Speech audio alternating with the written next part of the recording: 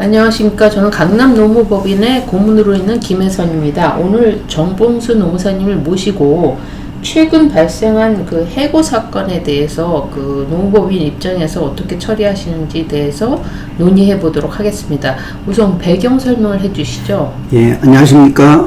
공인노무사 정봉수입니다.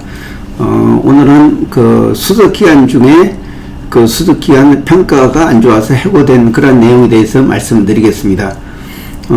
제가 최근에 이 사건을 도와주고 있는데, 지난 작년 2022년 6월 25일 날 입사한 직원입니다.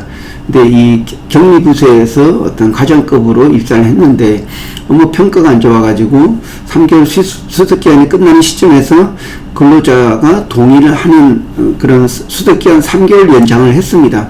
근데 이 근무 성과가 계속 안 좋아가지고 지난 4월 24일 날 최종적으로 수습기간 부적격으로 해가지고 해고를 했습니다. 그런데 이 근로자가 지난 5월 24일 날 부당 해고 구제 신청을 서울지방노동위원회를 통해서 했습니다. 그래서 회사가 이에 대해서 어떻게 대처해야 되는지 어떤 그 자문을 요청했습니다. 그래서 이에 대해서 설명드리고자 합니다. 네. 그러면 구체적으로 그 사건에 대해서 좀 설명을 해 주시고 지금 노무사님 입장이 어떠신지 좀 소개를 해 주시죠.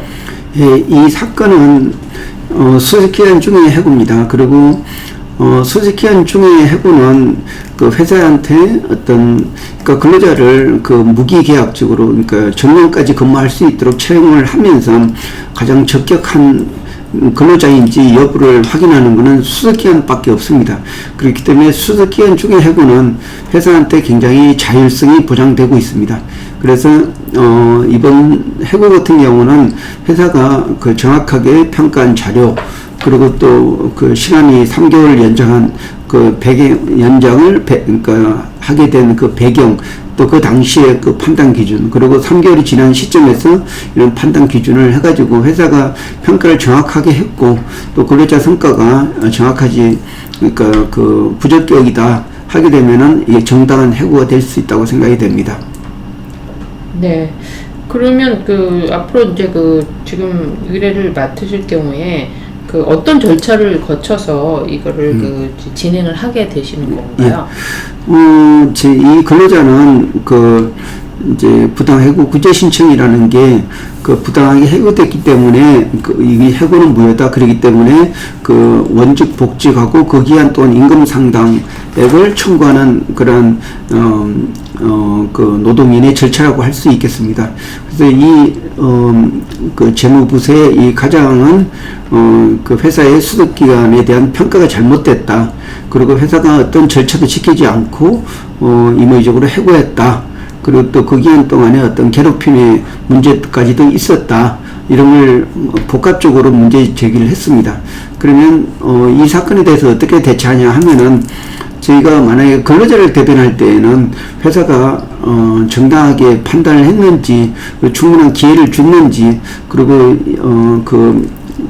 실제적으로 과장으로 왔었는데 회사가 과장급이 아닌 부장급이나 그 이상을 요구를 했는지, 이런 부분을 아마 설명을 해야 되고, 그러면 또 회사 측을 대변할 때에는 이 부서에서 재무부서의 과장급으로 이제 들어왔는데 왜 이 3개월 동안 수습기간이 수습기간 동안에 업무 성과가 업무 성적이 그렇게 안 좋았는지, 그리고 이제 이 사람이 과장급으로 들어왔을 때는 전 직장 경력이 있는데 그 정도 업무 승인이 가능한지, 이런 부분을 회사가 제대로 평가했는지, 이 부분을 판단해야 될 것 같습니다.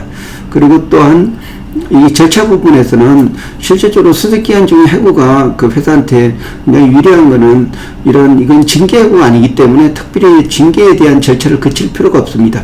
그래서 정확한 거는 회사가 수습기간 중에 어떤 제대로 평가를 했는지, 객관성이 보장이 됐는지, 그리고 일시적으로 1인이 평가한 게 아니고 어떤 객관적으로 이제 다양한 그러니까 어떤 중첩적으로, 그러니까 내가 아니고 또 제 2차 평가자도 같이 평가했는지, 그리고 이제 어떤 1회 평가가 아니고 어떤 3개월 동안 평가하고 또 3개월이 지난 5개월이 지난 시점에도 재평가했는지, 그리고 가급도 또 다면 평가까지 포함되면은 그 어떤 부당 해고의, 그러니까 부당 해고 아니라는 걸 입증하기가 굉장히 유리하다고 할 수가 있겠습니다. 네. 그 앞으로 이 사건을 맡게 되시면 이제 그 구체적으로 어떤 결론이 날지 궁금해지게 되는데, 그러면 그때 가서 이 사건에 대해서 다시 한번 논의하시면 어떨까요? 예, 알겠습니다. 아직 저희가 사건을 수주한 게 아니고 이런 사건이 접수됐는데 그 근로자 입장, 회사 입장을 제가 좀 대략적으로 설명을 드렸습니다.